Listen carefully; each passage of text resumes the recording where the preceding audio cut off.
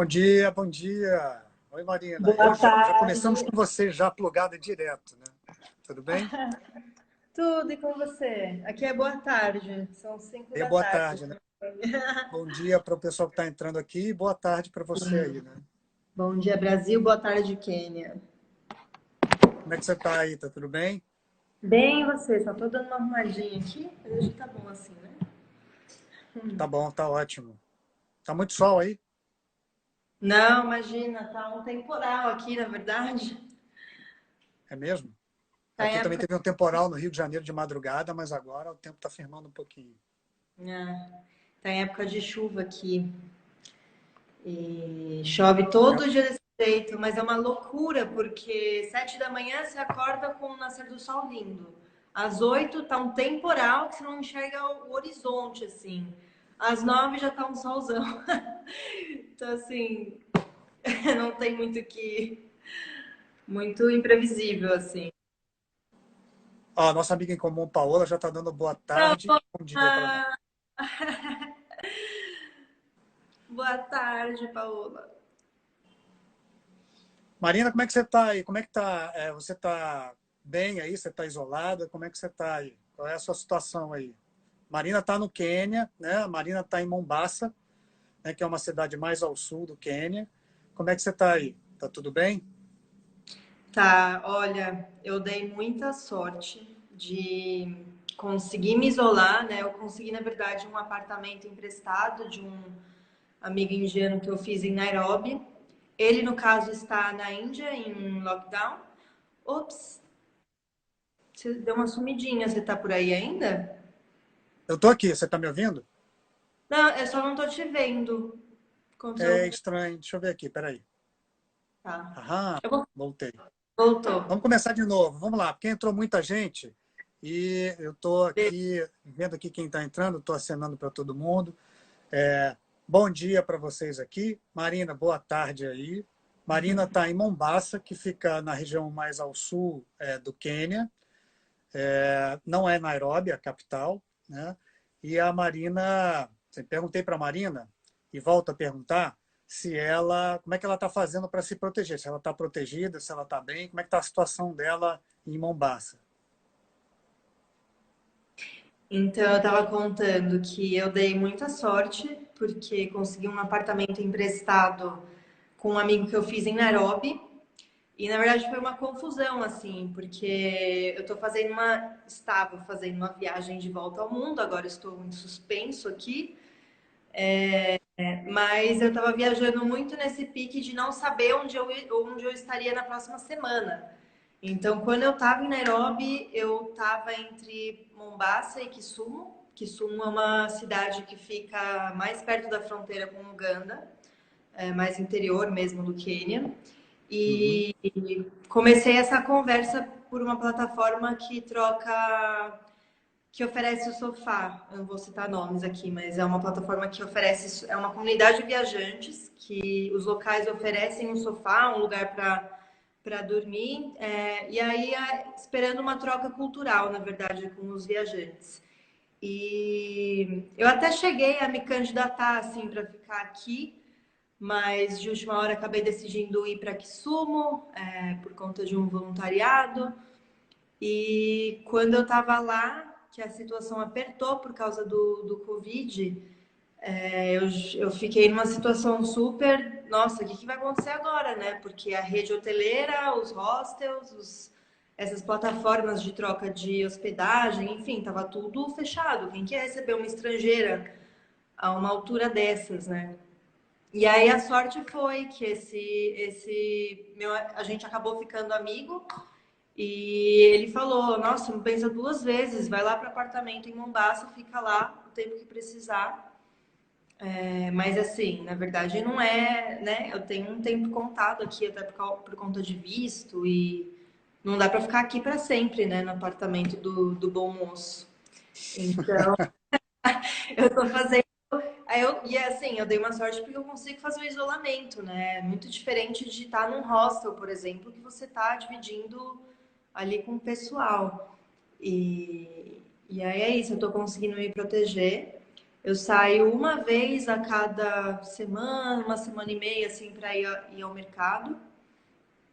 Tem um mercado aqui mais próximo, então eu consigo fazer esse esquema aí.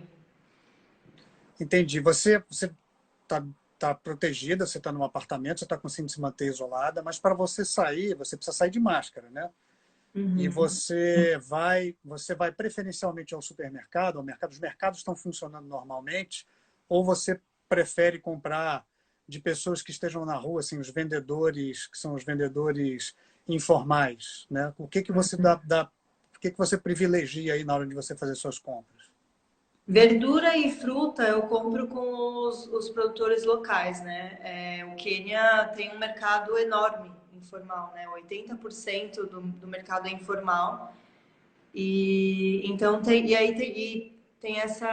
esse quadro, né? Tem muita gente que não consegue, tem muitas famílias que não conseguem fazer quarentena. Então, o comércio tem bastante coisa fechada. Então, farmácias, supermercados, serviços básicos, assim, né? Estão abertos, mas com toque de recolher. Então, na verdade, funcionam até às 6 e às 7 horas todo mundo tem que estar em casa. E aí, esses produtores locais, na verdade, são pessoas que trabalham em fazendas e aí vendem na rua mesmo.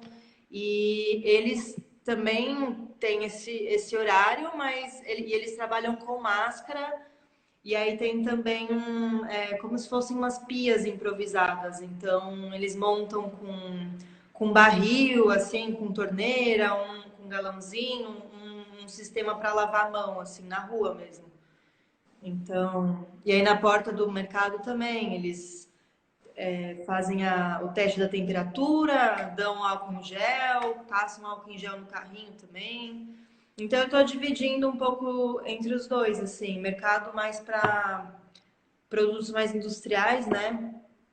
E aí produtores locais para vegetais, para frutas, essas coisas. Entendi. Você falou uma coisa muito curiosa. Você sai e os produtores, que são os produtores, né, os prestadores de serviço, aquelas pessoas que vendem os seus produtos na rua, elas estão se protegendo, né? Todas as pessoas estão de máscara e tem também um álcool em gel ou uma pia improvisada, como você falou, né, para as pessoas poderem lavar as mãos, inclusive Uhum. para pegar os produtos, né, para poder vender para você, né? É, você Eles tem visto isso, assim, as pessoas elas estão respeitando o isolamento e essas medidas que são medidas de proteção. E aí, ampliando a pergunta, você tem visto o governo daí se esforçando em informar as pessoas, porque você mesmo acabou de falar, né? Assim, existe um toque de recolher, né? De 7 da noite até às 7 da manhã do dia seguinte. Você tem visto o governo empenhado em orientar e informar as pessoas a quantas anda e quais são as medidas protetivas que precisam ser tomadas? Uhum, totalmente. Antes mesmo de ter o primeiro caso aqui no Quênia, eu sei que outros países africanos também já estavam discutindo estratégias de combate, antes mesmo de ter um caso no país. Então, e assim que começou, assim, quase que diariamente, ou quase que toda vez que tinha um caso novo, que tinha uma medida nova, o presidente aparece, né, em rede nacional para comunicar e o pessoal tem recebido por mensagem também. Então, no meu caso, eu me informo pelo grupo da Embaixada Brasileira com os brasileiros que estão no Quênia, né? Mas eu sei que os locais, assim, eles se informam pela televisão, pelo rádio, e por WhatsApp também, mensagem, né, no celular. Então, sempre que tem uma medida nova, sempre tem relatos quase que diários, assim, comunicando sobre o avanço do contágio e sobre as estratégias, as medidas.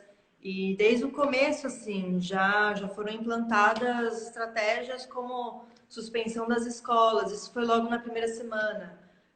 Um pouco depois, suspensão dos encontros religiosos, que é uma questão bem, assim, pega no coração pro povo queniano, porque é importante aí, né? Eles são muito Nossa, ligados, são muito cristãos, né? a maioria é cristã e aí o restante é muçulmano, assim, a maioria desse restante, né?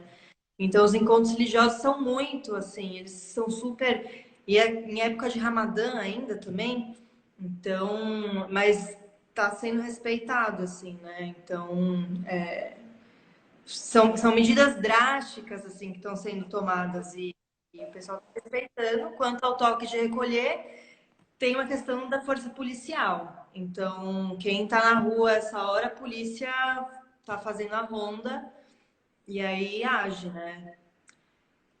Tem relatos de que as forças policiais estão usando até um pouco mais de violência para que essas pessoas saiam das ruas, né? Principalmente no começo, quando o governo decretou aí o toque de recolher, né? E obrigou as pessoas a usar máscaras nas ruas, né? Assim, tem Uhum. relatos de violência policial, etc. e tal. Mas você presenciou, você viu alguma uma abordagem mais violenta dos policiais nas ruas com relação Não, às pessoas, quem tivesse sem máscara e tal? não, não, porque eu dou preferência para ir ao mercado, para sair na rua para comprar, né, com os produtores da parte da manhã. Então, eu acredito que a parte mais crítica seja mais para o final do dia. Mas, assim, de notícias que eu até que eu tô tentando não acompanhar tanto, assim, porque foi uma opção minha também em relação à saúde mental. Essa chuva, esse tsunami de informação sobre tudo, né? Redes sociais eu também estou tentando ser bem homeopática, assim, Sei. né? Em doses homeopáticas, mas houve sim alguns episódios, então tem uma. Aqui é litoral, né? Então tem uma cidade aqui próxima que é Diane. E aí tem muita gente que mora em Diane e vem trabalhar aqui em Mombasa. Porque Mombasa é a segunda maior cidade do Quênia, se eu não me engano. Uhum. E então tem uma balsa que o pessoal tem que pegar de Diane para cá, por exemplo. E aí eu soube de um episódio que a polícia. Primeiro que o pessoal estava super descontente, porque estavam fazendo um. Isso é outra medida, assim, os transportes públicos. Ai, meu Deus, meu celular quase caiu. Quase, quase. Mas você está aí ainda, sem Eu vou salvo ainda. aproveitar, eu vou mudar a direção da luz aqui. Eu acho que a iluminação está melhor desse lado. Pronto. Melhorou um pouco, talvez, não sei. Não, está ótimo. Tá assim. E eu sei que o pessoal estava insatisfeito porque, na verdade, estão sendo tomadas medidas também em relação ao transporte público. Os matatos, que são as chapas em Moçambique, né? É a As Kombi, vans, né? que é o As transporte. vans que fazem transporte público. Uhum. Isso. Eles levam normalmente 16 pessoas, mas eles estão levando 8 para poder fazer o espaçamento alternado, né, entre as poltronas. Uhum. Por exemplo, a balsa queriam atravessar um número pequeno de pessoas e a fila estava ficando gigantesca. E aí tem que fazer 1 metro de distância entre um e outro. E as pessoas estavam super insatisfeitas pela demora da fila para poder atravessar. Então eu sei que teve um dia que eu fiquei sabendo, né, que eu vi em notícias assim, mas podem ter sido mais dias em que a força policial baixou lá. Então é uma é Tem uma uma polêmica. preocupação aí em impor essa ordem, né? E às vezes um pouco de umas medidas extremas e extremadas aí, né? Você falou uma coisa que é muito, eu acho importante. Você está num grupo de informações que são compartilhadas pela Embaixada do Brasil, né? A Embaixada do Brasil tem ajudado vocês, os brasileiros que moram aí, os brasileiros como você, que estavam de passagem e foram, né, tomadas de surpresa com essas medidas de isolamento. A embaixada, né, os caminhos de informação estão sendo bem utilizados? A embaixada tem ajudado vocês com informações? Sim, no caso, eles estão até trabalhando para encontrar voos de repatriação, porque tem uma questão que não. Primeiro que o aeroporto aqui também está fechado para voo internacional, não entra nem sai, só voos de Uhum. repatriação, só que não tem voo direto para o Brasil. Então, tem que fazer obrigatoriamente uma escala em algum outro lugar. E aí os voos estão saindo, né? Tipo, cerca de R$ 9.000 o trecho. Então, a embaixada está pesquisando constantemente para saber quando que tem. Eu mesma, eu estava, na verdade, eu estou numa lista de espera aí para ver se existe a possibilidade, né, de retornar ao Brasil. Mas eles coordenaram a volta de 4 brasileiros na semana passada, se eu não me engano. Então é isso. Aí é um grupo que a gente vai recebendo as informações por lá, assim, até das medidas que estão sendo tomadas, toques de recolher quando instauraram. Então é isso. Então você está sendo municiada de informações, né, pela embaixada, Uhum. e você não está sem informação, né? Isso é bom, isso é bom. Porque você está em isolamento, mas você não está isolado. Você está isolado voluntariamente das redes sociais, etc. e tal, mas as informações estão chegando, pelo menos as Sim, não, mais importantes, né? o básico eu me informo, né? Assim, também não posso ficar totalmente aleatória ao mundo, assim. Sim, Mas sim. Você foi pega de surpresa quando você estava aí no Quênia, quando você chegou no Quênia, né? Você pode contar um pouquinho para a gente o que, que foi essa sua experiência, né, ao chegar ao Quênia? Você está fazendo um trabalho, você estava fazendo uma experiência de viagem, de mochilão, que começou lá na África do Sul, e aí você foi uhum. subindo até chegar ao Quênia, e também de trabalho voluntário. Você pode explicar um pouquinho para a gente quais eram os seus objetivos quando você começou essa sua viagem pela África do Sul? Eu saí em dezembro do Brasil, comecinho de dezembro, para uma volta ao mundo. E, na verdade, assim, eu saí com alguns propósitos. O primeiro era justamente conhecer os lugares, né? Desbravar o mundo mesmo com os meus próprios olhos, até para quebrar paradigmas que são muito impostos, assim, por uma mídia que a própria Chimamanda tem esse TED Talks dela que é incrível sobre conhecer o outro lado da história, né? Porque as histórias não têm um lado só. Então, é um valor muito forte para mim, sabe? Até como jornalista também, de sujar os sapatos. Então, e ver com os próprios olhos, sabe? Conhecer a realidade e tudo mais. E quebrar preconceitos mesmo. E outro propósito também era de investigar o feminino pelo mundo. Então, pelos países que eu for passando, investigar como que o feminino, né, como o gênero, mas também como uma energia feminina ainda está sendo reprimida, de que forma está se manifestando também, porque eu acredito que a gente está passando por esse momento de despertar do feminino. E então eu comecei pela África do Sul em começo de dezembro e fui subindo, fui para Moçambique, fiz uma volta para Joanesburgo e depois eu fui para Tanzânia, porque meu plano era ir por terra, né? Só que o norte ali de Moçambique está com algumas questões de guerra religiosa, ali de guerra civil, e então Exato.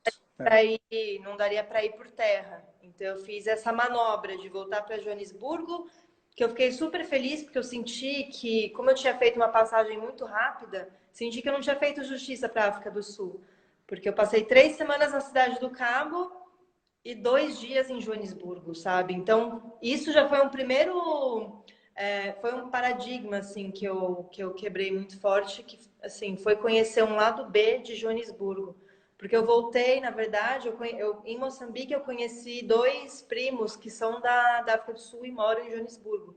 Então eles me mostraram outro lado da cidade que os turistas podem não conhecer. Eu fui numa festa, numa slum, que é uma das coisas mais temidas, assim, porque por causa da violência de Joanesburgo, enfim. Mas é tudo para mostrar que tem gente também, sabe, nesses lugares. Então, enfim, isso foi só uma pincelada, assim. E fiz Tanzânia, cheguei aqui no Quênia. Quando eu cheguei aqui no Quênia, na verdade, eu não tinha, assim, eu já estava estourando no meu roteiro, eu já estava atrasada no meu roteiro. E eu estava muito nessa dúvida de, será que porque o próximo país seria Etiópia, eu incluí Sudão no meu roteiro, não tinha Sudão, então eu ainda incluí um país e depois seria Egito.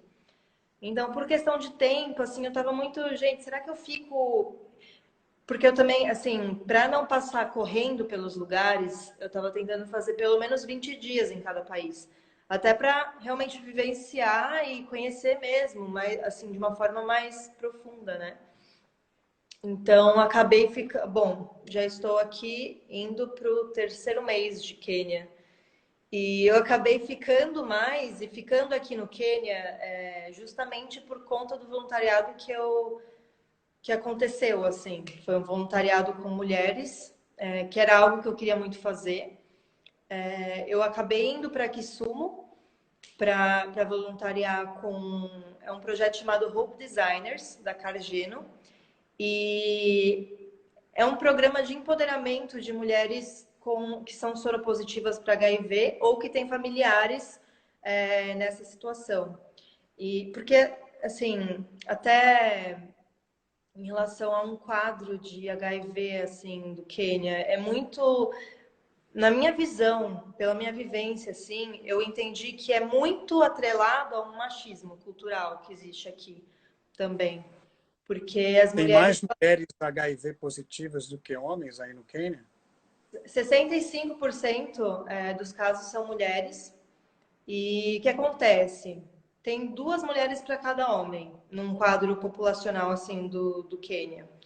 E em 2014 foi aprovada uma lei que legaliza a poligamia, o casamento poligâmico aos homens.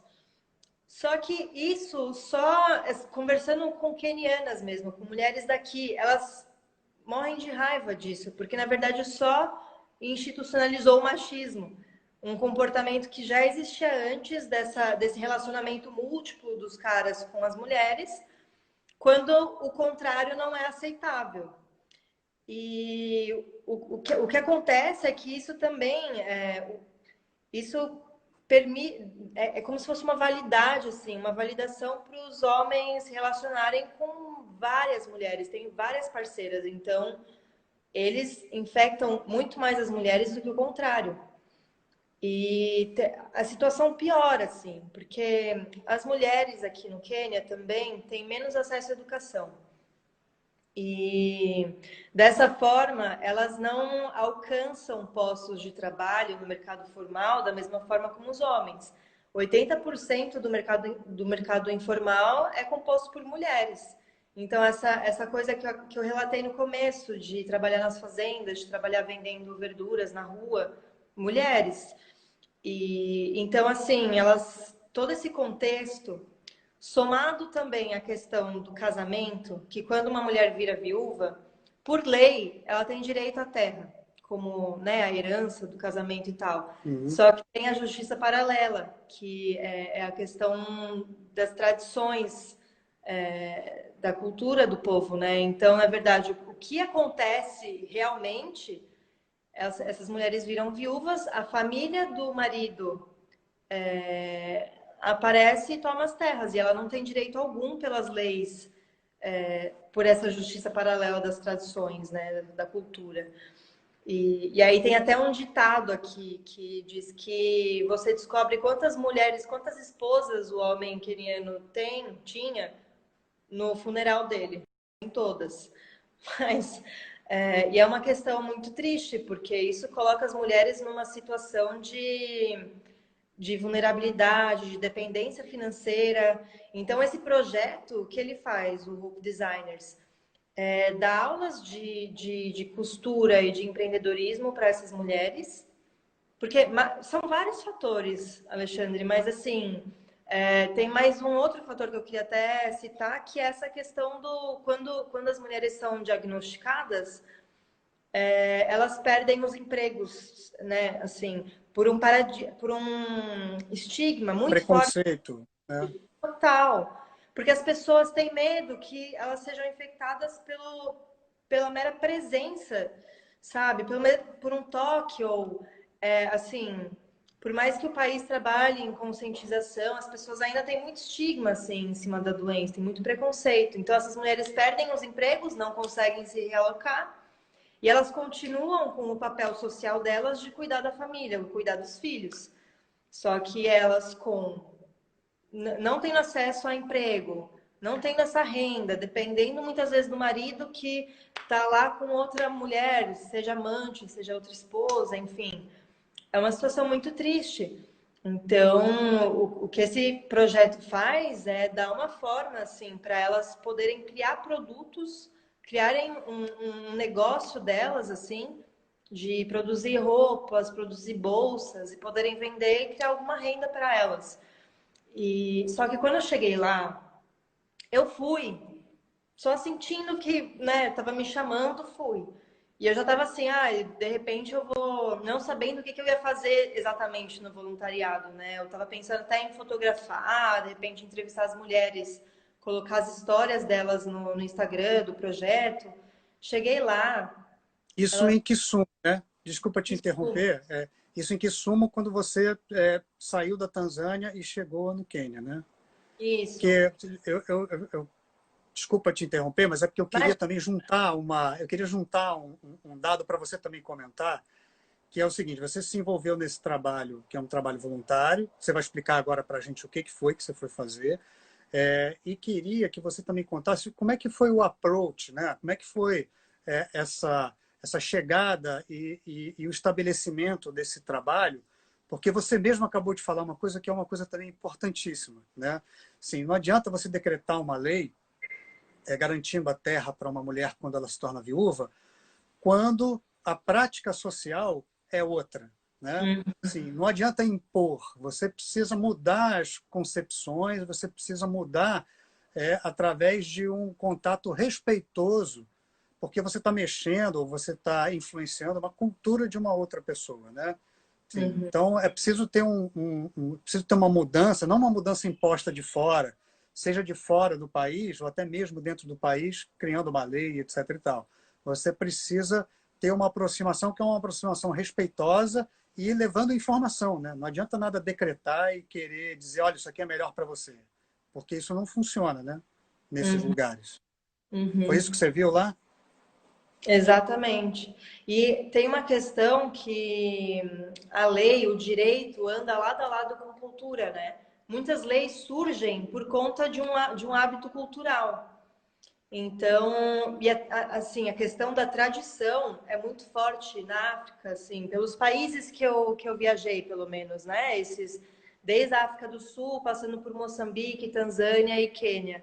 Tradição é muito forte, muito forte. Tanto que, até dando uma pincelada nisso, a questão do feminino, né?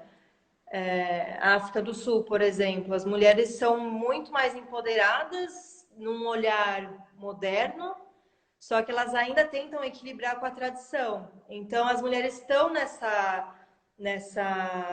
nesse lugar de tentar encontrar um equilíbrio entre o direito delas, uma liberdade delas, só que sem ofender a tradição da família, da tribo, da comunidade. Então, é uma questão muito importante a ser levada, né, em consideração. E tem até um. Ai, gente, eu estou cruzando assuntos já, né? Mas. Não, mas eu acho que você está, sim, fala das suas impressões. Eu acho que é o bonito, né? Assim, o que você encontrou, o que você vivenciou lá e o respeito que você viu, né, nesse trabalho de aproximação com essas mulheres, né? Porque vocês não foram lá para impor uma nova ordem ou ensinar uma profissão, né, para essas mulheres. Vocês foram fazendo uma. Como é que foi essa aproximação com elas, né? Assim, de que maneira se deu esse contato e o convencimento de que realmente para que essas mulheres tenham uma importância social não só ali na comunidade onde elas vivem, mas fora, é preciso que elas aprendam uma profissão, que elas tenham independência financeira e que elas se constituam em líderes comunitários que elas já são, né, na verdade, né? Uhum. Na verdade, não precisa de convencimento nenhum, porque as mulheres elas já sofrem muito, né? Tanto com a questão do estigma da doença, quanto com essa situação toda de dependência financeira, né, de ter essa questão do casamento poligâmico. Então, né, essa relação com os homens, elas são super insatisfeitas, assim, e, sim, são histórias de cortar o coração. Quando eu cheguei lá, nesse projeto, em Maniata, que é uma favela de Kisumu também, Uhum. a situação era, tinham 5 máquinas de costura para 21 mulheres. E o lugar, o espaço, era tão precário que, assim, essas mulheres, elas tinham que levar as crianças com elas, os pequenos, então, bebês de 1 ano, 2 aninhos, recém-nascido, assim, recém-nascido, né? Mas de menos de 1 ano, sabe? Eles dormiam no chão, sabe? Porque não tinha uma estrutura que se, assim, era, nossa, foi de cortar o coração. Então, eu cheguei lá não sabendo o que eu podia fazer para ajudar o projeto, mas na hora já me veio assim, gente, eu vou, não sei, eu vou tentar comprar pelo menos uma máquina para, porque elas não atingem todo o potencial que elas podem de produção ali. E muitas já estavam até desanimadas também, né? Porque esse tempo de espera para usar uma máquina, e aí tem uma professora que ensina, mas aí elas têm que praticar, então, muito. E o projeto também, quando o curso é de 1 ano, né? E aí, quando as mulheres se formam, a ideia é que elas recebam uma máquina de costura do projeto e recebam um valor inicial para elas poderem abrir o próprio negócio, né? Na verdade, é uma barraquinha na rua, assim, que elas montam. Só que, como eles não estavam com patrocinadores, com outras ONGs ajudando e tal, eles tiveram a formação, a graduação da última turma, só que não conseguiram repor as máquinas. Então, por isso que eles estavam com 5 para 21 mulheres. Então, o que aconteceu?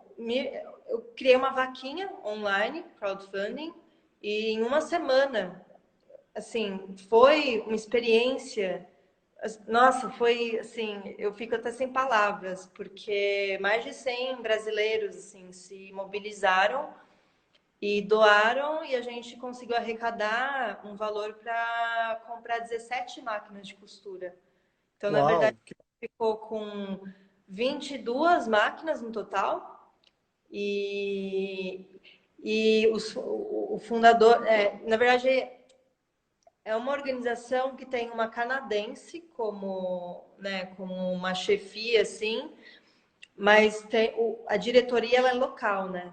E aí o pessoal ali ficou tão animado, foi um respiro para eles, que eles terminaram assim falando, gente, vamos tentar abrir uma segunda turma, porque as mulheres elas iam de segunda, quarta e sexta, então eles iam tentar abrir de terça, quinta e sábado. E aí o número de famílias ia praticamente dobrar que eles iam conseguir ajudar, né?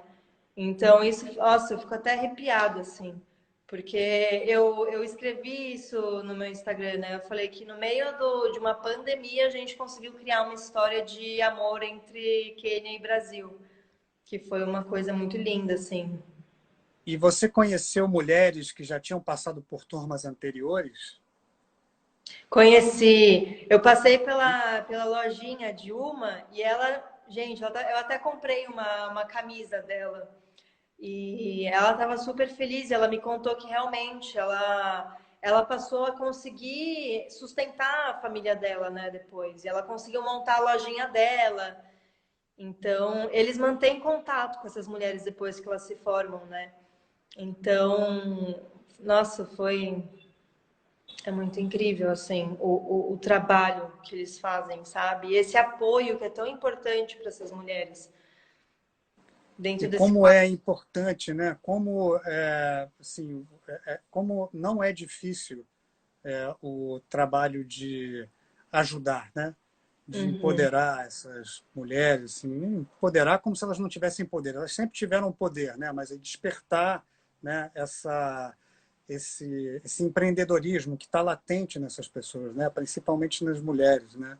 O, a Thalita Peixoto fez uma pergunta aqui que eu acho curiosa, né? No seu ponto de vista, por que as mulheres têm menor acesso à educação aí no Quênia, né? Uhum. É uma questão totalmente cultural, porque na visão deles, se eles têm que escolher, se tem duas crianças na família, um menino e uma menina, se a família só consegue pagar para um deles ir para a escola, eles investem no menino, porque são os papéis sociais, né? As mulheres são socializadas, são criadas para cuidarem do lar, para cuidarem da família, enquanto os homens são socializados para conquistarem, né? Para sustentarem a família. Esse é o papel masculino, que é o de sustentar. Tanto que a lei sobre a poligamia é assim: o homem pode ter quantas esposas quiser, só que desde que ele possa sustentar elas. E isso, inclusive, é uma questão para a juventude aqui do Quênia, porque está todo mundo quebrado. Então, ninguém está casando porque ninguém pode sustentar ninguém, entendeu? Então, é, mas é totalmente uma questão de papéis sociais, assim, e é esse olhar para a mulher como, né, assim, não é, a mulher não é a que tem que sustentar a família, a mulher tem que cuidar dos deveres do lar, né? Então, é principalmente essa questão, assim, E que isso é eu uma a grande bandeira dos movimentos feministas, pelo menos no continente africano, né? É essa questão de que a mulher é sempre preterida, se parte da equidade, né, de gênero, da luta pela equidade de gênero, começa lá atrás. Começa Uhum. pelo acesso à educação, porque Não, as mulheres são sempre preteridas na escolha das famílias, principalmente famílias em áreas mais distantes das grandes cidades. As mulheres são sempre preteridas na hora de você escolher alguém da família para estudar. Se você tem uma vaga, foi isso que você acabou de falar, né? Se você tem uma vaga, vai um menino, vai mesmo me que ele não seja o mais velho, né? Vai, eles sempre escolhem o isso rapaz, o menino. Isso não é só na educação, né? É mercado de trabalho também. E é muito. Você falou de do movimento feminista, né? Tem uma fala que eu acho incrível, que é: você quer investir numa aldeia? Invista em uma mulher. Porque é até estratégico, assim, porque você vai investir justamente na pessoa que investe nos outros, que vai investir na aldeia inteira. Então, isso tem muito a ver com a energia do feminino também, que é essa coisa de nutrir, que é essa coisa de cuidar do outro, o olhar de empatia. Então, tem alguns projetos nesse sentido que é assim: se for para investir né, vamos investir na mulher, porque a gente investindo nela, a gente sabe que vai multiplicar para a comunidade inteira. Então, a mulher, ela sobe, ela puxa a aldeia com ela. Então, isso é um pensamento, assim, incrível e muito verdadeiro, né? Porque Isso é calcado em experiências práticas, né? Porque todos os projetos de microcrédito, não só lá na Índia, né? Mas hum, até aqui no Brasil também, e projetos de microcrédito, né? No continente africano, sim, os que são mais efetivos, os que produzem maiores transformações sociais, são os feitos pelas mulheres, né? Assim, são as tomadas de empréstimo feitas por mulheres, porque uhum. elas garantem a sobrevivência da família e elas impulsionam uma transformação solidária na comunidade muito maior do que os homens. Além de serem melhores pagadoras, né? Elas pagam os empréstimos e os homens são os que dão mais calotes, né? Isso tem, sim, tem dados, né? Que são dados empíricos disso, né? Sim, acessíveis, né? Tem a Memoriosa, lá Memoriosa, comparou um pouquinho a situação, né, da poligamia, da história da poligamia, com o Niket, né? Uhum. E é o livro da Paulina Chiziane, que fala justamente sobre isso, né? E eu queria que você contasse um pouquinho, assim, você teve um encontro com a Paulina Chiziane enquanto você estava lá em Moçambique, né? Sim. E você leu o Alegre Canto da Perdiz dela, né? Eu queria que você falasse um pouquinho sobre isso. E antes de você responder, eu queria muito agradecer a Luzia, sua mãe, né? Provavelmente.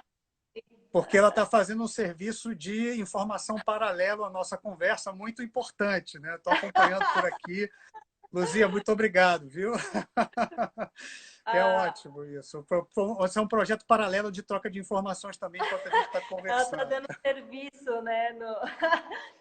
Ai, bonitinha. Ela tá sempre presente. Tô vendo aqui os comentários. É. Ah, bonitinha. Beijo, mãe. E sim, sobre a Paulina, assim, foi uma serendipidade da viagem, um presente, porque eu conto desde o começo, será? Eu vou tentar ser. Assim, você leu o livro dela sem querer, não foi? Você nem Foi, numa... sonhava em encontrar com a foi, Paulina, mas leu o livro, né? foi totalmente ao acaso, só que não, porque eu passei o ano novo em Moçambique, né, na Praia do Tofo, e antes de ir para Maputo, eu fui para o norte, primeiro para uma praia no norte chamada Vilanculo, e na volta eu fiz uma esticada até Maputo, que foi um ônibus de 11 horas. Não recomendo. Recomendo sim, porque vale a pena muito visitar o norte ali de Moçambique, né? Aquela região. Mas.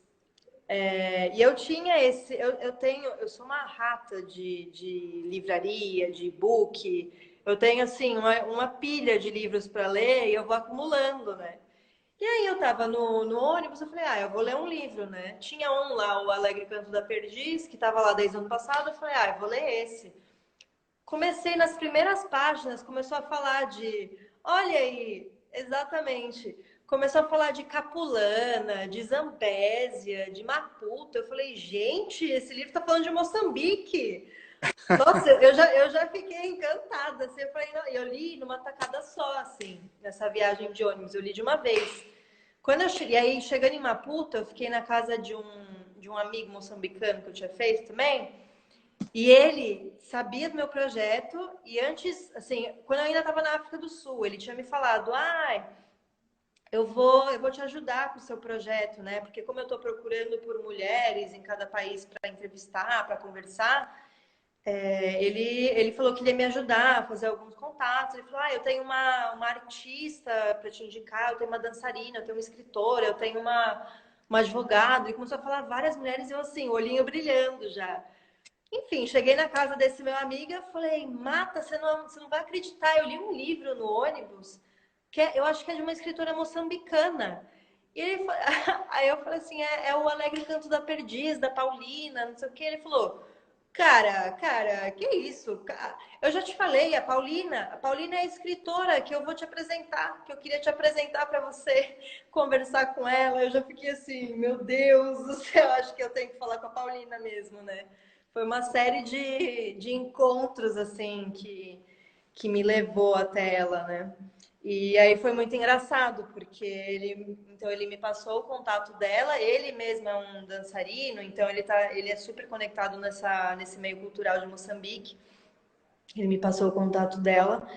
E eu, assim, eu já pensando, né? Qual a chance de eu conseguir conversar com ela, né? De conseguir agenda. Eu tinha só mais 2 dias em Moçambique, porque depois eu ia voltar para a África do Sul. E eu tava até com a Paola, a nossa amiga. Eu tava junto com ela. Peguei o telefone e falei, olha, quer saber? Foi tanta sincronia, né, para esse telefone chegar na minha mão. Eu vou tentar, pelo menos, né? Liguei, ela atendeu e falou assim: você não quer vir na minha casa amanhã? Porque geralmente eu realmente não tenho agenda. Mas amanhã é feriado em Moçambique e eu não tinha nem me ligado, porque na verdade era o dia da posse do novo presidente, né? Eu sabia da posse, mas eu não tinha me ligado que era feriado, enfim. E aconteceu. E aí, assim, uma chapa, na verdade, um ônibus, uma chapa depois. Estávamos lá, a Paola foi comigo, estávamos lá na casa dela. Foi uma conversa assim incrível.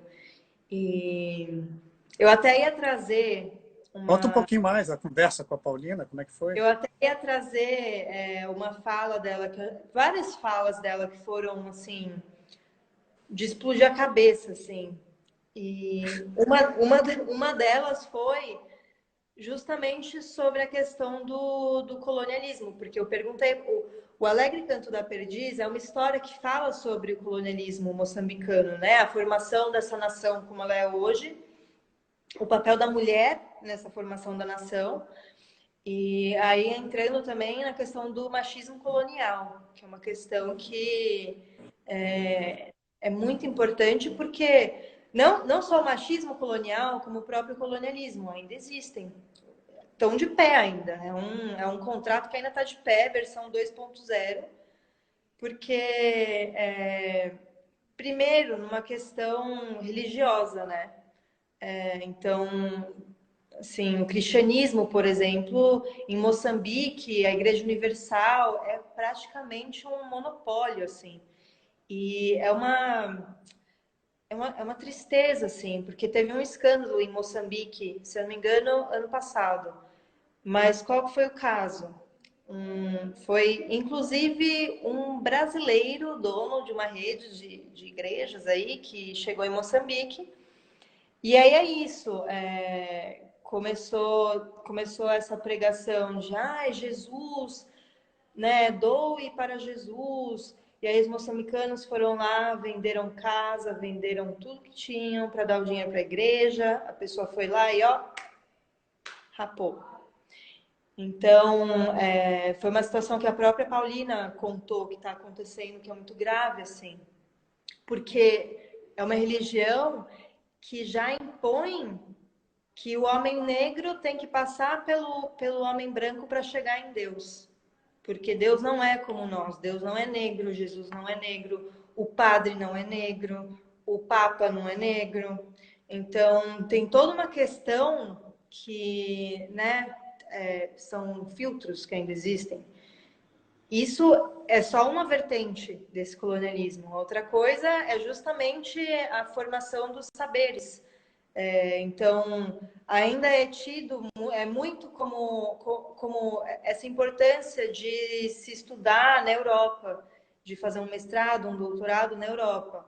Então, o africano que vai tem os saberes das instituições africanas, moçambicanas, enfim, são europeias, vêm de uma visão europeia.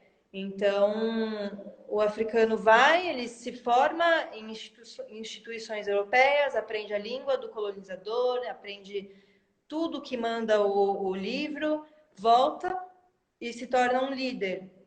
Mas será que nesse momento ele ainda é um africano ou ele é um europeu voltando para exercer esse papel de líder? Então, essa é uma questão que eu vejo muito, eu faço um paralelismo muito grande com o Brasil, né? Assim, essa questão é um síndrome do vira-lata que a gente tem também no Brasil, né? Então, o quanto a gente valoriza a nossa educação, o quanto a gente valoriza nossa cultura, nossa produção, nosso meio cultural, nossa produção artística, nossos saberes também. Tem um terceiro ponto que eu queria trazer também, que é a questão dos. Eu vou até ilustrar com a própria Moringa. Isso tudo foi uma iluminação de Paulina, Gisele, na minha vida, assim, que ela que trouxe isso na conversa e tudo a partir do livro dela, né? Que ela traz muito sobre a colonização.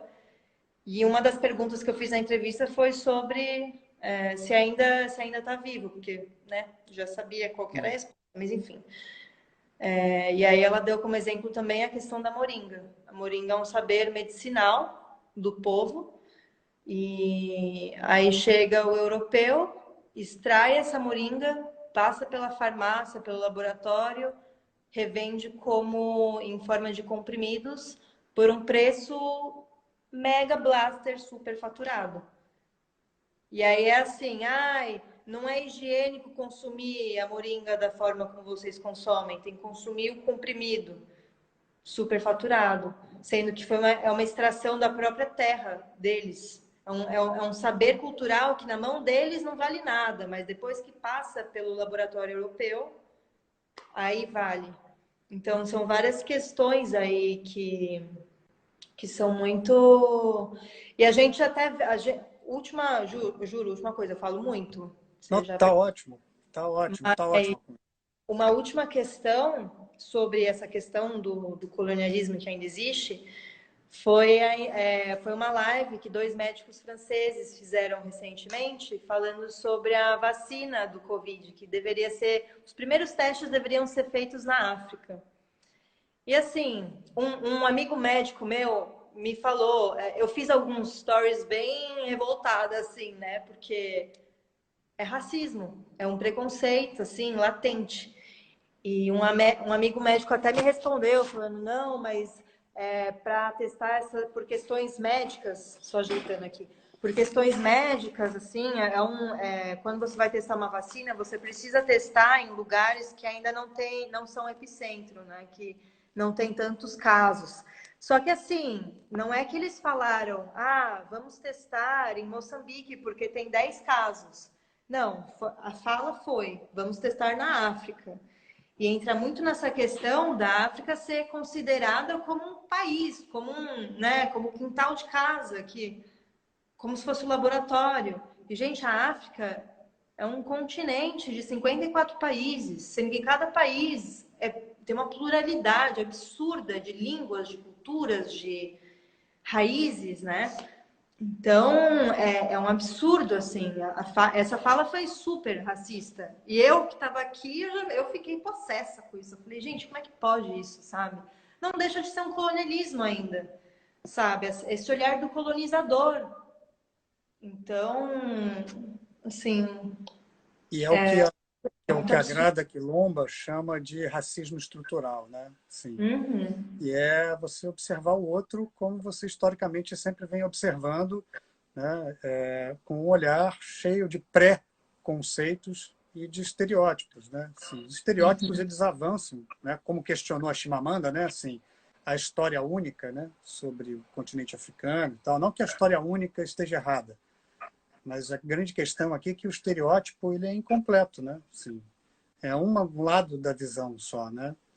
Mas eu queria Uhum. te perguntar uma coisa que você falou uma coisa muito bonita, né? Que a Paulina abriu sua cabeça para algumas questões, principalmente as questões da representatividade, da manutenção do saber. E quando eu conversei com a Paola estava me falando que, assim, aqui no Brasil a gente tem caminhado, né, para frente, né? Assim, a Ana Paula até questionou quando eu falei avanços e ela acha que avanço é uma palavra que denota assim uma velocidade de transformação muito grande e na verdade a gente está andando mas muito devagar, mas estamos andando para frente com Uhum. relação a essas questões, o questionamento né, da do modo da branquitude, da imposição das ideias e da representatividade da branquitude e tal. E a Paula estava conversando que algumas dessas questões que a gente já discute há bastante tempo aqui, ainda são um pouco de surpresa, né? Em Moçambique, não na África do Sul, mas em Moçambique e tal.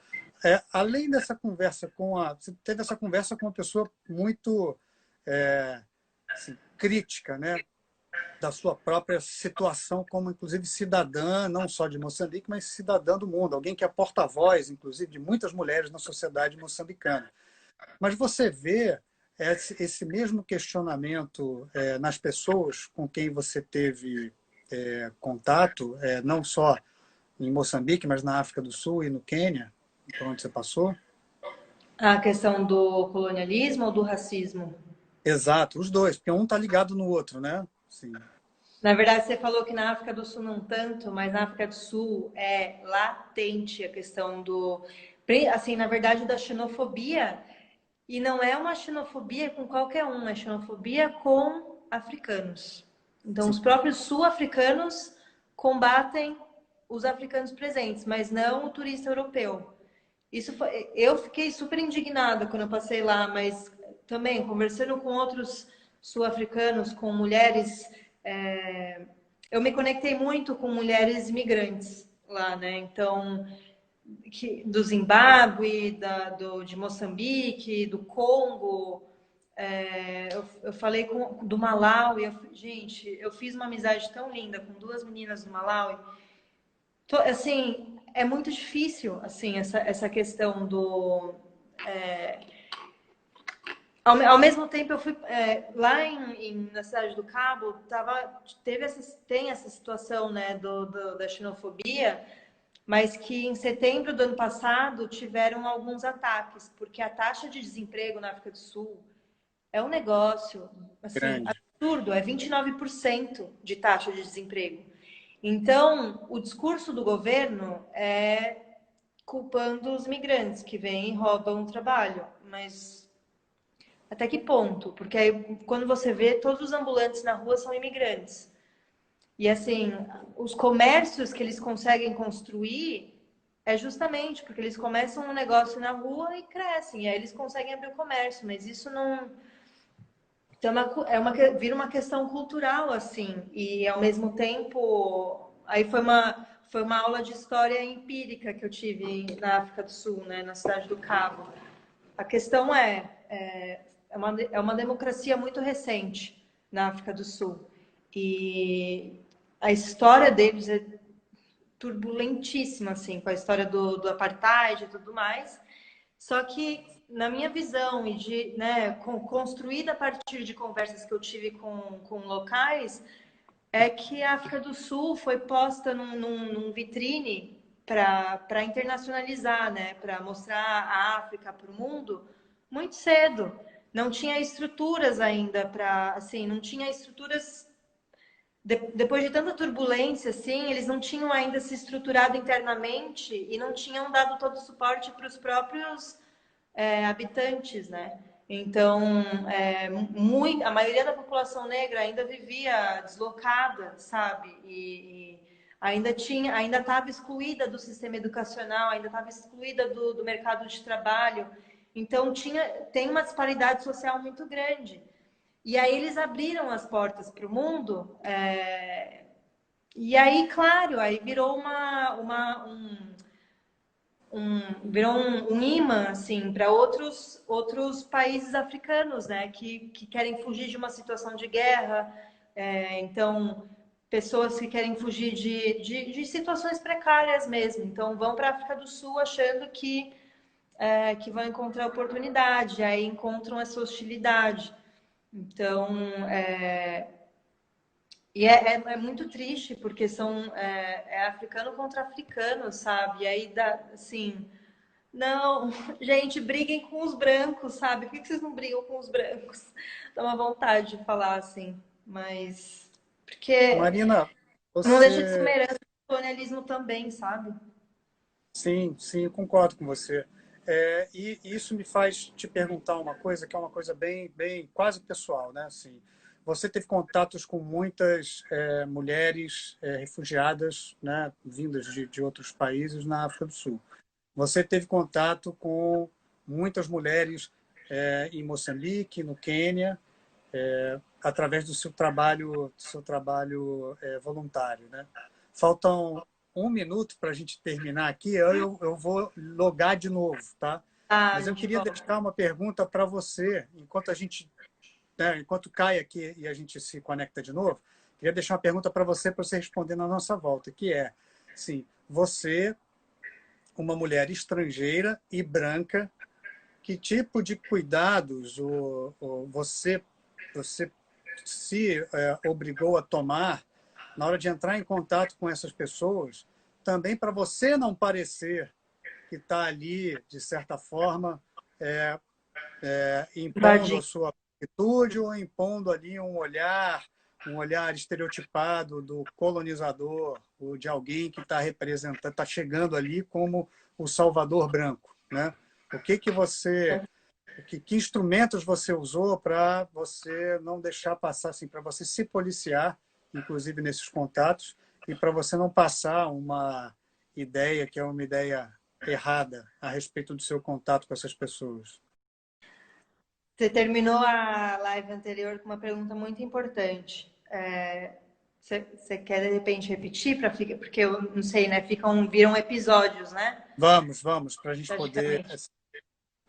Marina, você teve um contato com muitas imigrantes quando você estava na África do Sul e durante o seu périplo, né? Por Moçambique, pela Tanzânia e no Quênia, você também teve contato com muitas mulheres por causa do seu trabalho social, né? Uhum.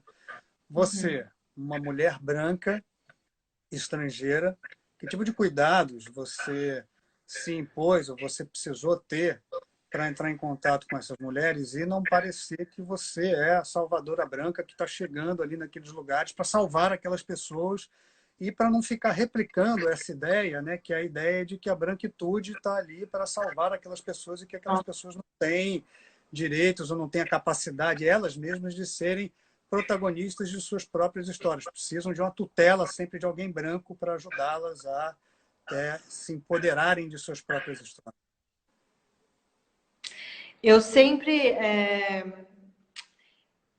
eu acho que a primeira coisa é respeito. Porque, na verdade, eu sempre tive isso sempre me incomodou muito, essa coisa do...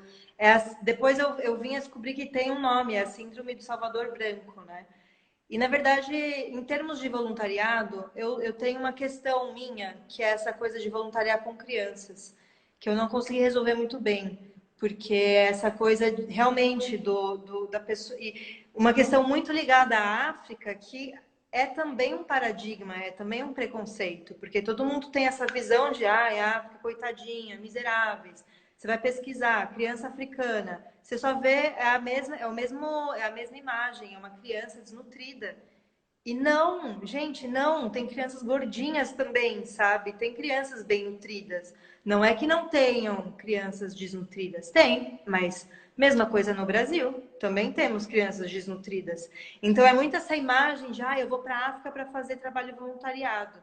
E aí depois eu vou para a Ásia para mochilar e visitar templo e então é um dos paradigmas que eu também assim, uma coisa que me incomodava e que quando eu resolvi começar o mochilão pela África, que eu queria muito quebrar e mostrar que eu apostava que não era só isso, sabe? Então eu acho, e ao mesmo tempo isso é algo que eu mesma temia, porque eu realmente não queria chegar nos lugares, invadir espaços e tomar espaços que não eram meus, assim, que é muito essa coisa também do lugar de fala, né? Então, acho que a primeira coisa é, e eu não sei se, assim, para quem eu puder falar essa mensagem, não venha para a África realmente achando que você é superior de alguma forma, porque não é, assim, existe uma riqueza cultural, uma riqueza de tudo, assim, aqui também. E é muito na base do respeito. Então, eu sempre me senti meio que, ai, desculpa, sabe? Desculpa estar aqui. No começo da viagem, eu estava muito com esse sentimento. E eu tive muitos momentos, inclusive, em que foi um exercício muito interessante que eu ainda quero processar de uma forma que eu consiga falar até de uma maneira respeitosa, assim, mas em muitas situações eu vi um quadro invertido. Eu era a única branca de um espaço inteiro com sei lá quantas mil, sei lá, centenas de pessoas e eu era a única branca. E é um incômodo, é um desconforto. Eu nunca, assim, nunca, isso não é uma comparação com uma experiência de uma mulher ou uma pessoa negra né, na situação contrária, porque é sempre muito pior com eles, né? Mas assim, é muito essa você se posicionar de uma forma em que você é um visitante, você é um convidado, você não tá vindo, você assim, você não é dono de nada aqui, você não é melhor que ninguém. Então, é muito essa consciência.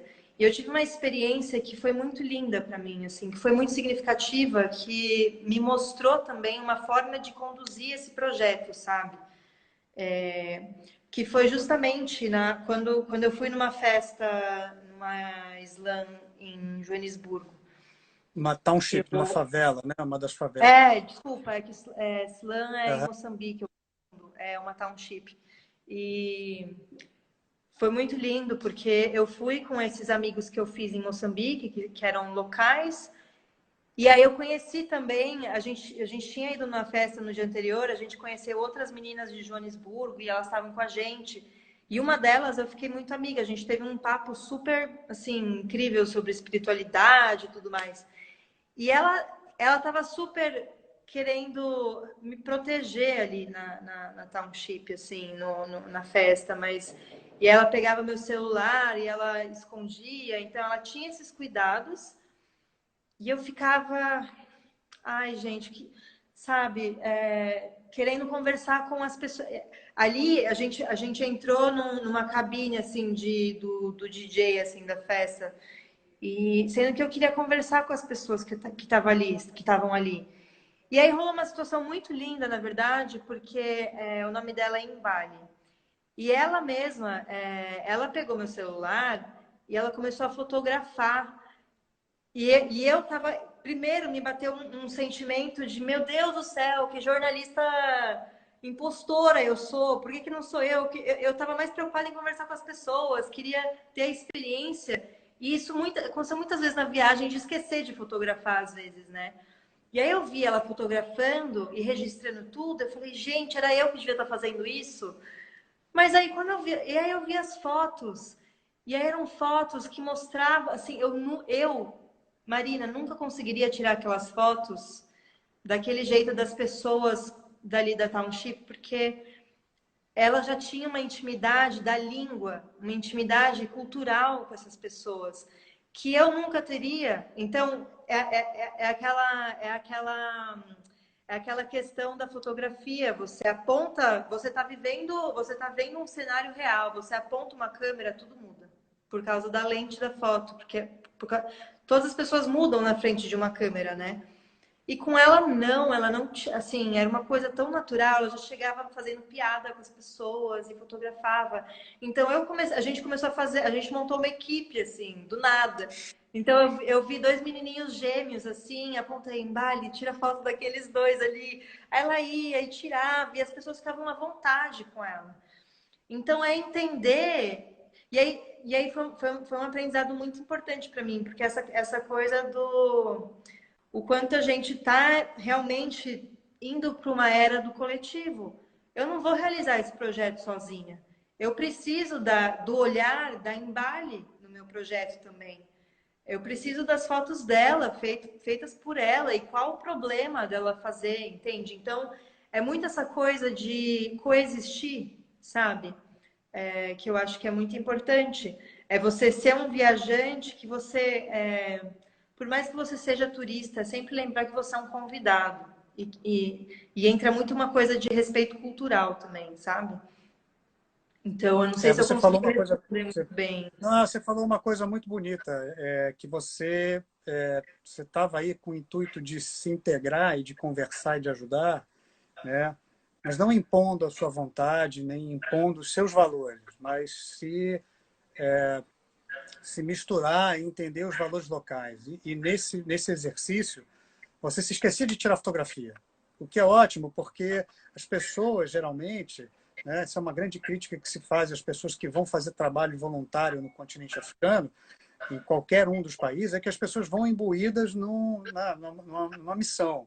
Elas vão para salvar, vão para, né, impor Para tirar assim, aquela selfie no meio das e crianças. tirar foto, exato, tirar foto com criança e Ah, tirar foto com as pessoas e depois postar nas redes sociais, porque aquilo faz um bem para essas pessoas, que na verdade isso é puro e simples exibicionismo, né? é, Assim, é algo que total. só é um afago de ego para essas pessoas, porque elas estão indo com o objetivo completamente errado, né? Elas estão indo com a vontade, né? Com o ímpeto errado para esses lugares. E você deu um testemunho diferente, né? Assim, e eu acho isso acho isso muito bonito, eu acho isso muito legal, né? Assim, você não está indo para tirar foto e postar nas redes sociais, mostrando que você está indo lá salvar aquelas pessoas, né? Você está indo Eu tenho. genuinamente para entender as culturas locais, saber como é que essas pessoas se organizam e ajudar da melhor maneira que você pode. E não indo Uhum, lá para impor qualquer tipo de valor ou impor uma salvação branca a essas pessoas. As pessoas não precisam ser salvas, né? Você mesmo uhum, falou. Precisam ser talvez orientadas ou ajudadas, mas de uma maneira em que respeite as organizações, os valores que essas pessoas têm, né? E isso tem uhum. muito a ver com um despertar que você teve aí, né? Antes de você viajar para o continente africano, você tinha uma ideia desses países. E nesse tempo que você está viajando, né, desde a África do Sul, né, até você chegar aqui ao Quênia, né, saindo da Tanzânia e chegando aqui ao Quênia, quando você Sim. chegou aqui no Quênia, se você parou, agora que você está em isolamento, você parou para refletir um pouco sobre a sua experiência, né? Conta um pouquinho sobre essa transformação do olhar e da percepção que você teve sobre o continente africano antes de viajar e agora que você está parada aí, está em isolamento, está podendo refletir um pouco sobre as suas Estou experiências. maturando tudo, né? Olha, eu acho é uma resposta. Eu vou responder com mais um testemunho, assim, mais uma experiência que eu tive e que foi para mim também. Eu acho que foi uma experiência muito incrível e assim alinha justamente com o que eu quero fazer, que é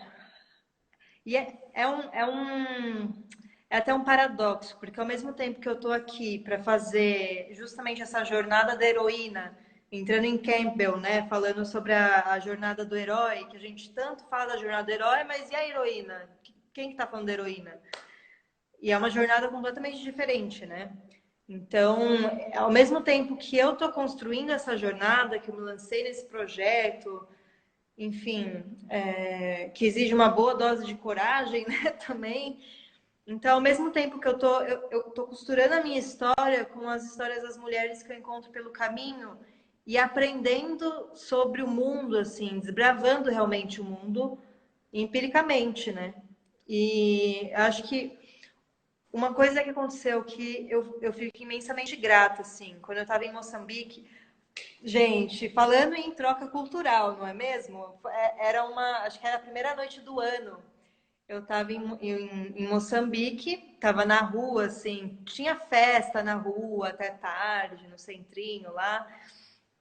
E aí, um grupo de moçambicanas estavam dançando com o sonzão no carro alto. E aí, eu e os meus amigos, a gente começou a dançar com elas. Bom, corta a cena, estava eu lá dando uma aula de quadradinho de 8 para as moçambicanas. E aí a gente já fez amizade, a gente já começou a conversar muita coisa. E uma delas falou: Marina, eu quero que você passe uma mensagem para os brasileiros, para os gringos que chegam aqui. Eles consomem muita coisa, muita novela, muita cultura Brasileira. brasileira. É muito, gente, é muito engraçado. E eles amam o Brasil. O sonho deles, da maioria deles, é quero ir para o Brasil um dia. E, bom, a Nery, que foi essa amiga moçambicana que eu fiz, ela falou: Marina, eu quero que você passe uma mensagem. Eu falei, e aí ela começou a falar, eu falei: Nery, não sou eu, não é meu lugar de fala, eu quero que você fale isso. E aí ela me convidou para ir na casa dela no dia seguinte para a gente gravar. O que era a mensagem? A mensagem era: nós moçambicanos e africanos, ficamos muito tristes com algumas coisas que a gente vê na mídia, que a gente vê estrangeiros reproduzindo. Primeiro, dizer que a África é um país, tratar a África como um país. Acontece um ciclone, um furacão em Beira. Beira é uma cidade, é uma província de uma cidade, de um país. E vocês tratam como, ciclone devasta a África. Segunda coisa, aqui não tem só leão, não tem só macaco, tem gente também. Terceira coisa, a questão das crianças desnutridas. Foi uma iluminação da Nery sobre mim. Então, essas coisas todas, eu já vim procurando por isso, mas eu precisava ouvir dela, sabe? Das pessoas daqui, sabe? Porque eu acho que é muito isso que a gente não faz. A gente precisa ter uma escutativa, né? A gente quer impor muito a nossa opinião. Tá todo mundo... Internet, né, um espaço democrático, mas na verdade ninguém está se lendo, ninguém está se ouvindo. Todo mundo só quer falar, falar, falar e não ouve o outro. Então, foi isso que eu vim fazer aqui também. Eu queria escutar o outro, sabe? E não eu ter que falar, ter que passar essa mensagem, porque aí já entra na questão da síndrome de Salvador Branco, né? Então,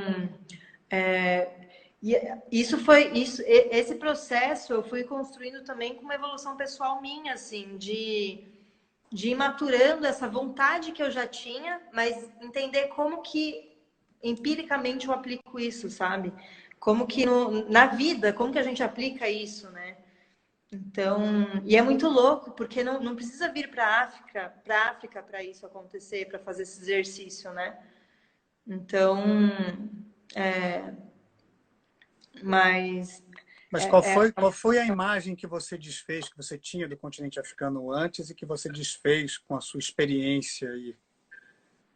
acho que a principal foi uma questão de eu mesma, assim, o meu roteiro, eu fui bolar ele assim em setembro, né, da volta ao mundo.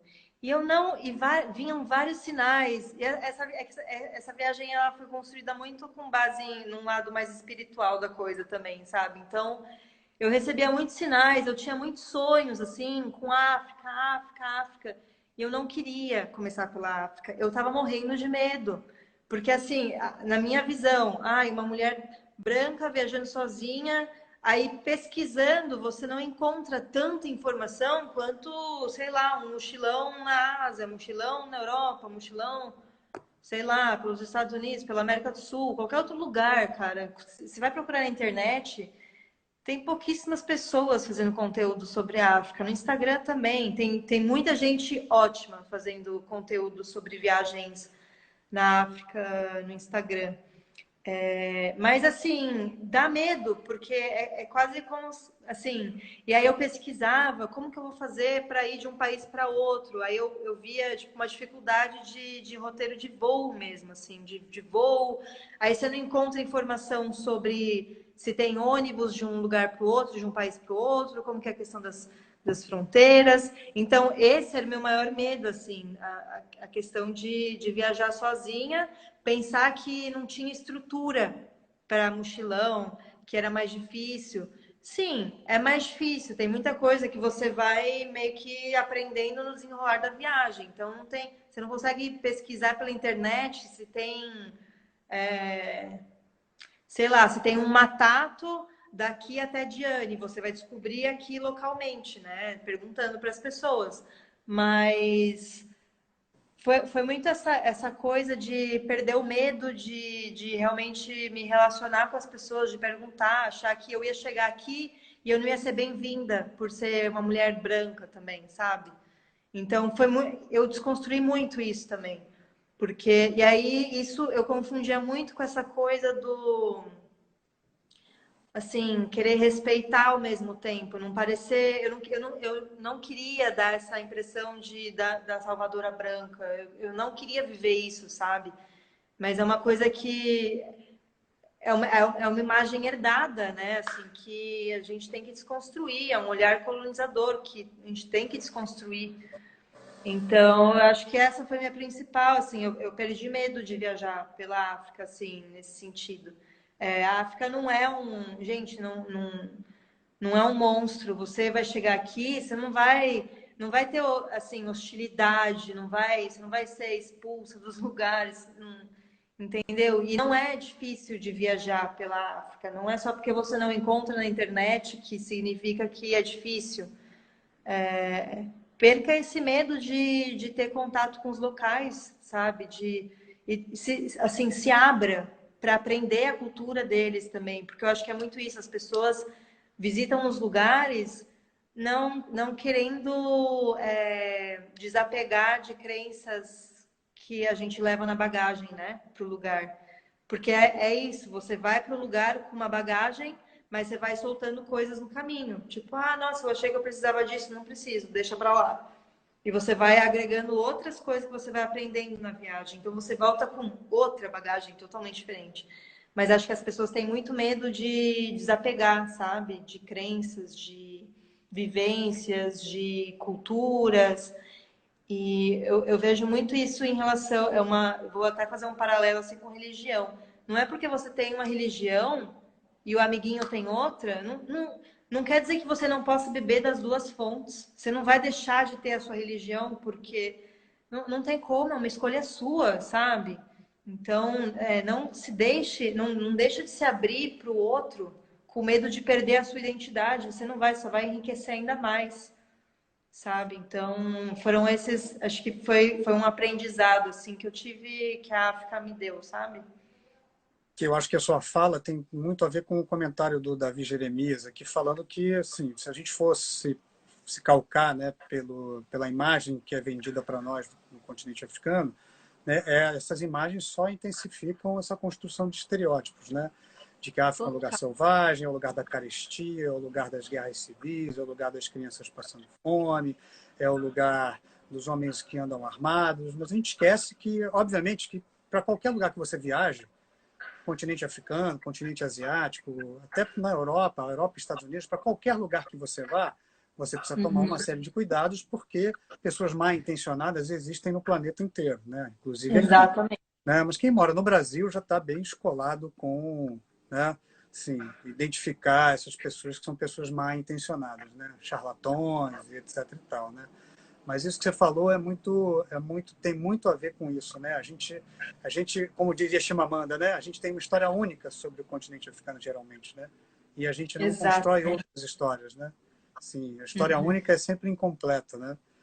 A Paola Uhum. está pedindo para você perguntar, está pedindo para você responder, qual é o lugar da mulher branca estrangeira no continente africano? Se você já tem uma opinião formada sobre isso. Olha, eu acho que é realmente o da escuta, sabe? Não, e aí eu acho que não é só da mulher branca, é de qualquer pessoa que visita, sabe? Eu acho que é um lugar de escuta.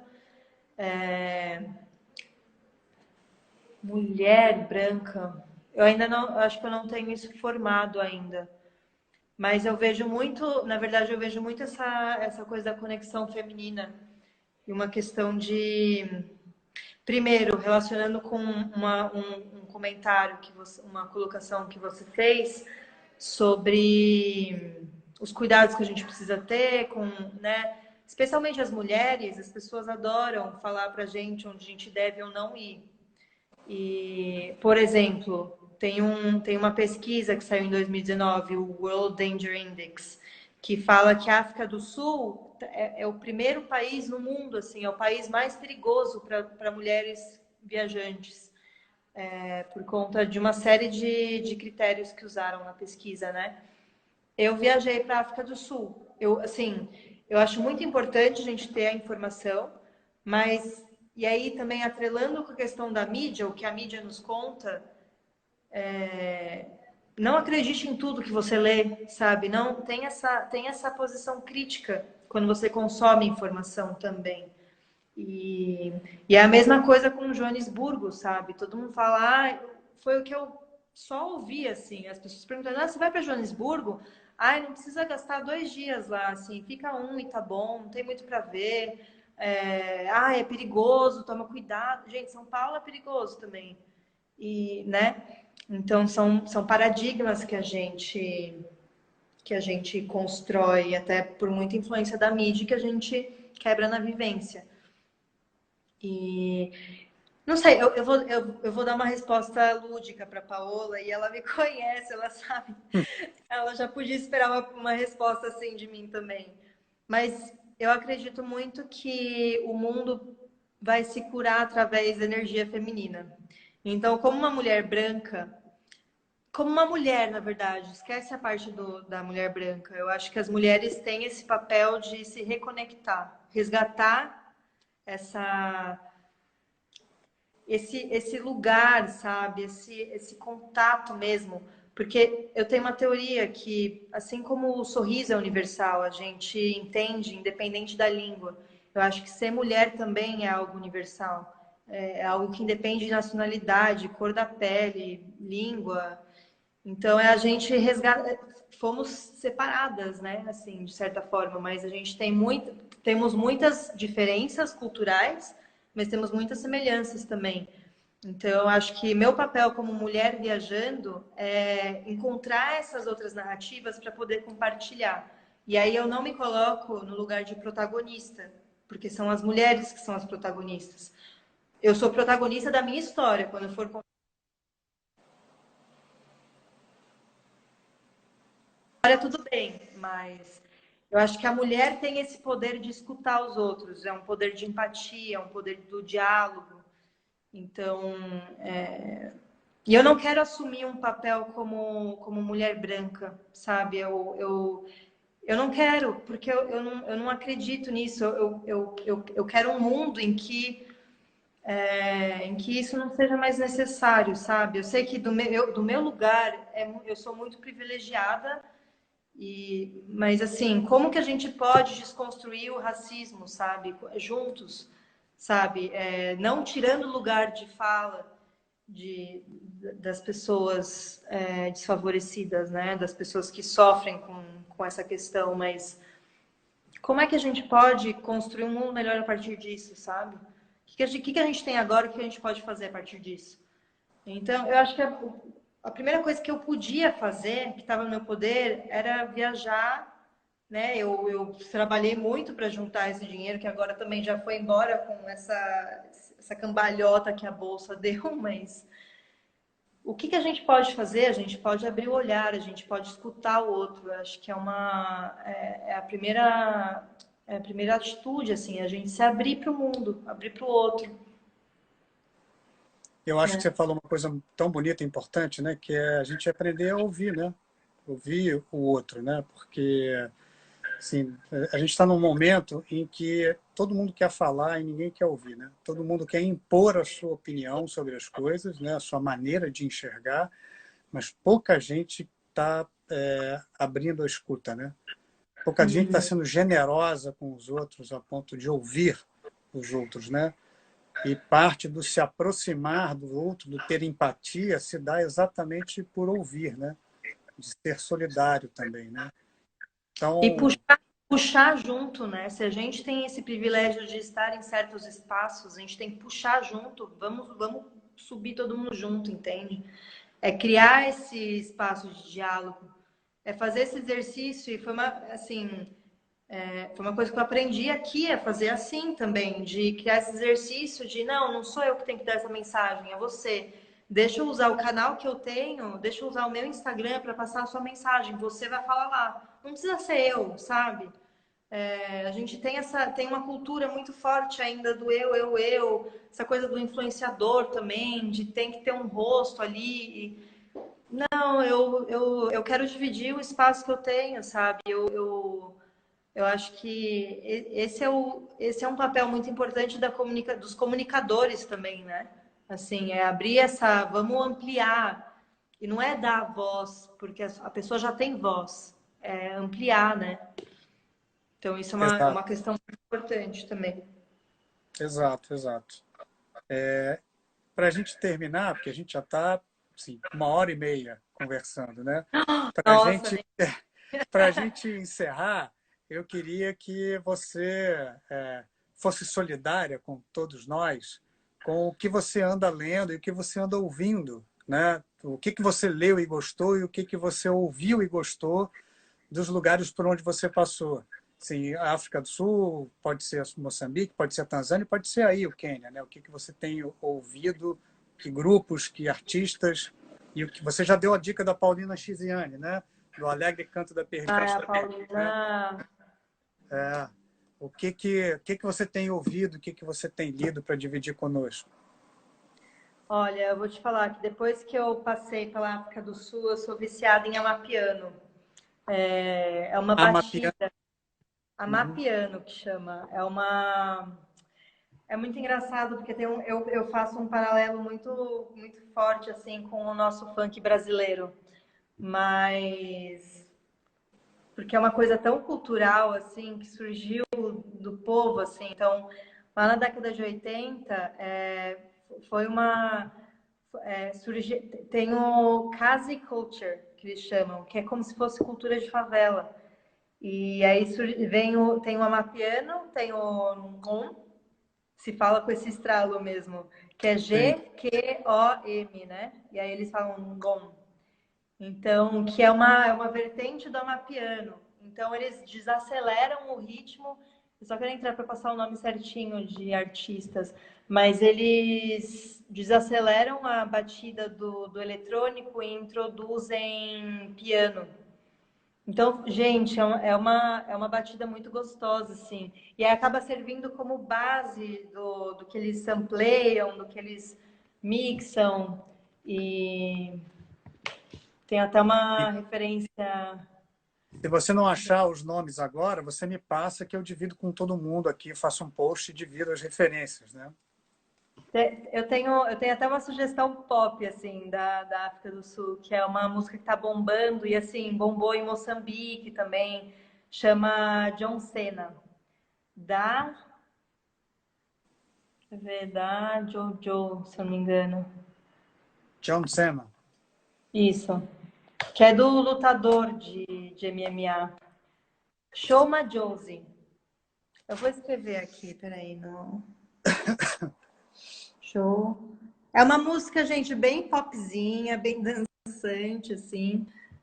Shoma Josie. E é, assim, advertência, é uma música bem chiclete, sabe? Aquelas que de cara você fica. Ouça por sua própria conta e risco, né? E assistam também, por favor, assistam a entrevista que ela deu. Foi num programa. Foi da Kelly Clarkson.